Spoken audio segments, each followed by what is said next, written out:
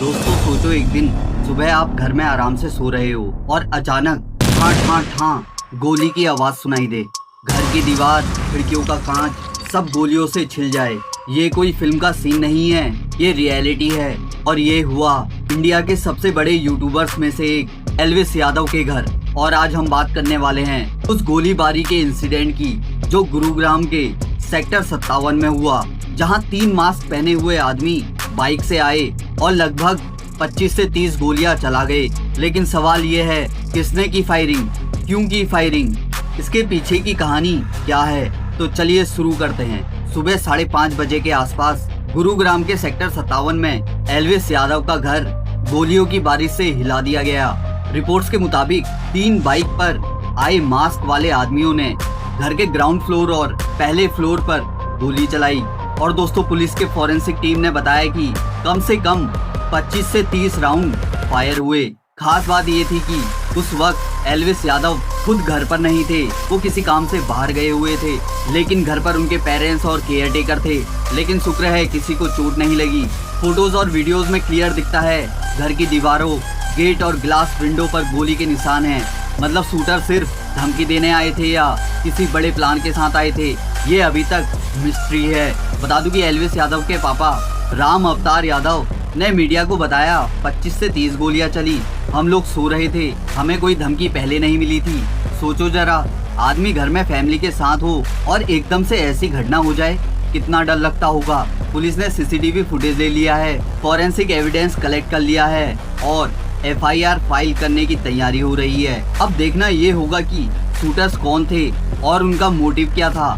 जब से ये खबर आई है इंटरनेट पर लोग डिवाइडेड हैं। कुछ लोग कह रहे हैं एल्विस यादव हर चीज सोशल मीडिया पे पोस्ट करता है, घर का एड्रेस, गाड़ी का लोकेशन सब दिखाता है, ये उसका नुकसान है।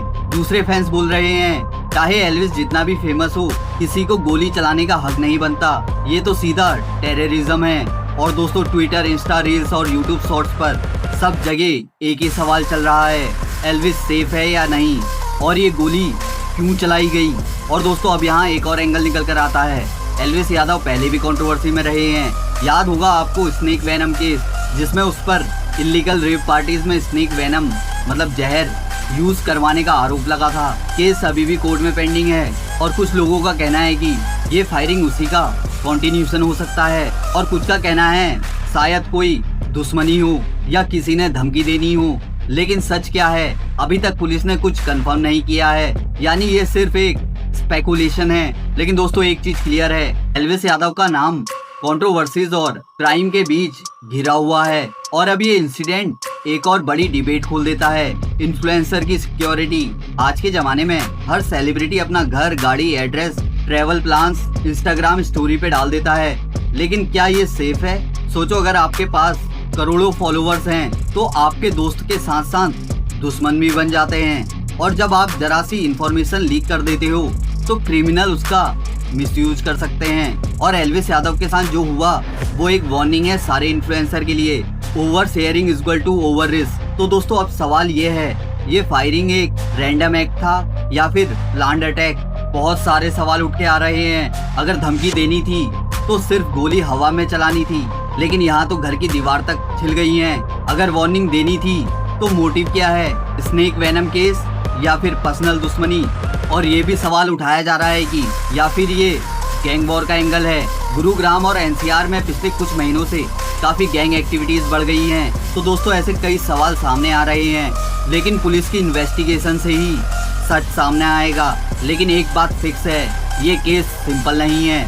दोस्तों बता दूं कि एल्विस यादव चाहे बिग बॉस OTT का विनर हो या यूट्यूब का सुपरस्टार, लेकिन आज उसके घर पर फायरिंग हमें एक चीज सिखाती है, फेम के साथ रिस्पॉन्सिबिलिटी भी आती है। हमारी दुआ है कि एल्विस और उनकी फैमिली सेफ रहे। लेकिन ये सवाल का तो आपको ही जवाब देना होगा, क्या इन्फ्लुएंसर्स को अपनी लाइफ इतनी ओपनली दिखानी चाहिए या फिर प्राइवेसी मेंटेन करना जरूरी है? और एल्विस यादव के घर हुई फायरिंग को लेकर आपका क्या कहना है? कमेंट में अपना ओपिनियन जरूर बताना, क्योंकि आज का टॉपिक सिर्फ एक सेलिब्रिटी का नहीं बल्कि सोशल मीडिया कल्चर का भी है। मिलते हैं नेक्स्ट वीडियो में, तब तक के लिए सेफ रहिए, अलर्ट रहिए। धन्यवाद।